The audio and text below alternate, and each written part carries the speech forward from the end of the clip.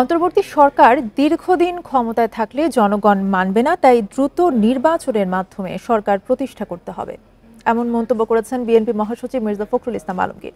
Dhaka reporters ইউনিটিতে এক আলোচনা সভায় এসব কথা বলেন তিনি। বলেন, নির্বাচিত সরকারই ঠিক করবে কি সংস্কার হবে। এ নিয়ে আলোচনার জন্য আমাদের সাথে যোগ দিচ্ছেন বিএনপির vice chairman advocate Nitai Roychowdhury. আপনাকে স্বাগত জানাচ্ছি ইন্ডিপেন্ডেন্ট সংবাদে। শুরুতে আপনার কাছে জানতে চাইব, বিএনপি মহাসচিব বলেছেন অন্তর্বর্তী সরকারকে দীর্ঘদিন মানবে না জনগণ। এই দীর্ঘদিন বলতে তিনি কতদিন বোঝাতে চেয়েছেন?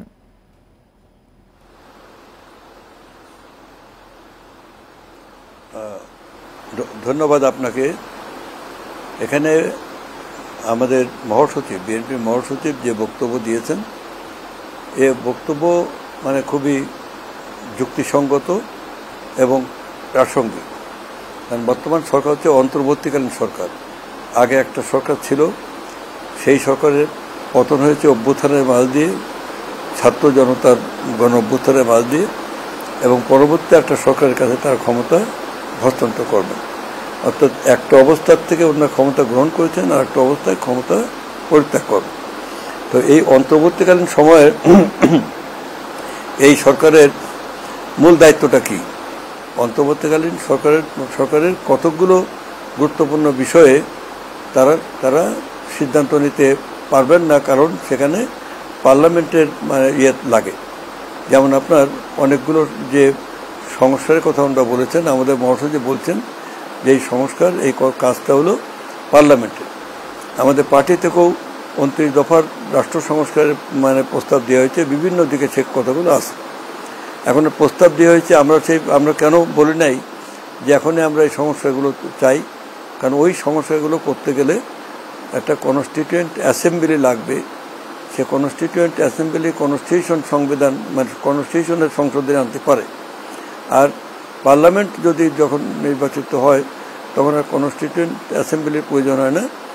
তখন আপনার যে নির্বাচিত পার্লামেন্টই সংবিধান সংশোধন সম্পর্কিত যে কোনো বিল যখন পার্লামেন্টে উত্থাপিত হবে, আফটার থরো ডিসকাশন, সেই বিলটা যখন পাস হবে, তখন সেটা রাষ্ট্রপতির কাছে যাবে ফর অ্যাসেন্ট। রাষ্ট্রপতির সম্মতি দিলেই, অ্যাপ্রুভ করলেই সেটা আইনে পরিবর্তন হবে, সেটা অ্যাক্ট অফ পার্লামেন্ট হয়ে যাবে।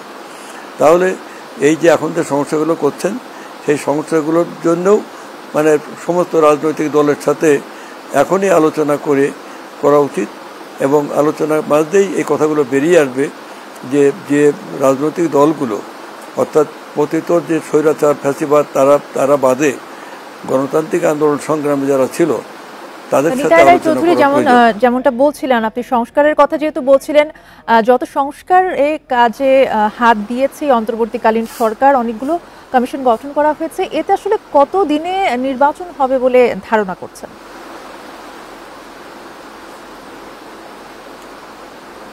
না, দেখেন, একটা একটা ব্যতিক্রমী পরিস্থিতিতে এখানে আপনার একটা সরকার এসছে, এটা জরুরি অবস্থার প্রেক্ষিতে, কিন্তু দেশে জরুরি অবস্থা জারি করা হয় নাই। এটা হচ্ছে একটা বিপ্লবী অভ্যুত্থান যখন হয়, অথচ এটা বিপ্লবী অভ্যুত্থান অনেকটা গণ অভ্যুত্থানের মধ্যে সরকার ক্ষমতা এসছে।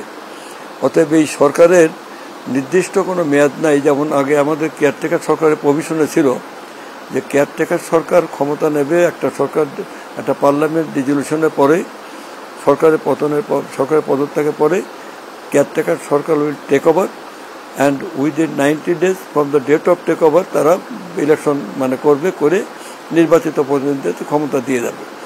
এইটা আমাদের সংবিধানে ছিল, যেটা 13th অ্যামেন্ডমেন্টের মাধ্যমে সেটা বিগত সরকার সেটা বাতিল করে দেয়। এখন আমাদের বক্তব্য হলো যে 111-এর সরকার, সেটা কিন্তু ছিল প্রায় অনেক দিন ছিল। তারা বলতে যে জরুরি অবস্থার মাঝে সেই সরকার, মঈনুদ্দিন ফখরুদ্দিন সরকার। এখন এই সরকারের মেয়াদ যে কবে, সেটা আমরা সুনির্দিষ্টভাবে বলছি না, সেটা আমাদের মহাসচিব বলে নাই। আমরা বলছি যে দ্রুততম সময়ের মধ্যে, যতদূর তাড়াতাড়ি সম্ভব, যে অপরিহার্য যে কাজগুলো সেটা তো করছেনই।